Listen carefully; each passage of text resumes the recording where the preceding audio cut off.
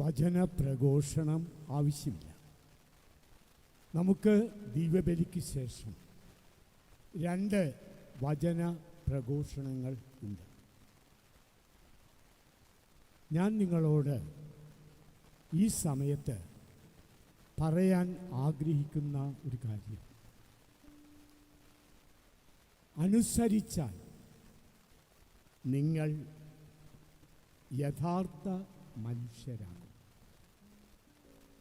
അനുസരിച്ചാൽ നിങ്ങൾ മക്കളാകും. അനുസരിച്ചാൽ നിങ്ങൾ നല്ല അമ്മയും ഭാര്യയുമാകും.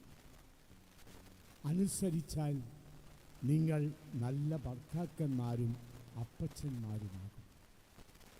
അനുസരിച്ചാൽ ഞങ്ങൾ ഓരോരുത്തരും നല്ല സന്യാസികളാകും. അനുസരിച്ചാൽ ഞങ്ങൾ വൈദികരാകും. അനുസരിച്ചില്ലെങ്കിൽ പൗരോഹിത്യം ഇല്ല.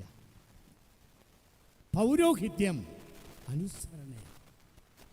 കാരണം അനുസരിക്കുന്ന അപ്പത്തെ കയ്യിലെടുത്ത് ഞാൻ ഇതിൻ്റെ ശരീരമാകുന്നെന്ന് പറയുമ്പോൾ അതനുസരിക്കുന്ന യേശുവിനെ എനിക്ക് അനുസരിക്കാൻ സാധിച്ചില്ലെങ്കിൽ ഞാൻ ഒരിക്കലും കുർബാന അർപ്പിക്കാൻ പാടില്ല.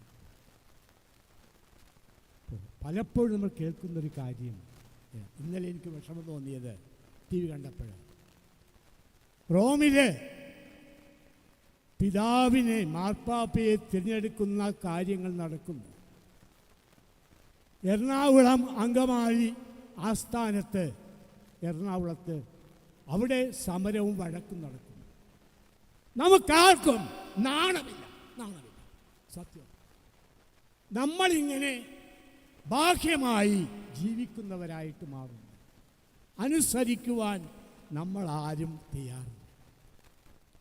അനുസരിച്ചാൽ നല്ല കുടുംബങ്ങളെ കെട്ടിപ്പടുക്കുവാൻ സാധിക്കും.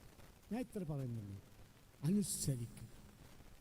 അനുസരണമാണ് യേശുവിൻ്റെ സ്വഭാവം. യേശു അനുസരിച്ചു, കുരിശുമരണം വരെ അനുസരിച്ചു. ആ അനുസരണയുടെ ബലിയാണ് നമ്മൾ ഇന്ന് അർപ്പിക്കുന്നത്, നമ്മൾ പങ്കുചേരുന്നത്.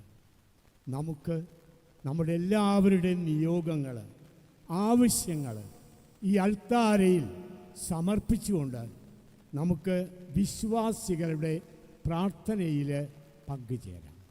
നമുക്കെല്ലാവർക്കും എഴുന്നേൽക്കാം. വിശ്വാസ പ്രാർത്ഥന.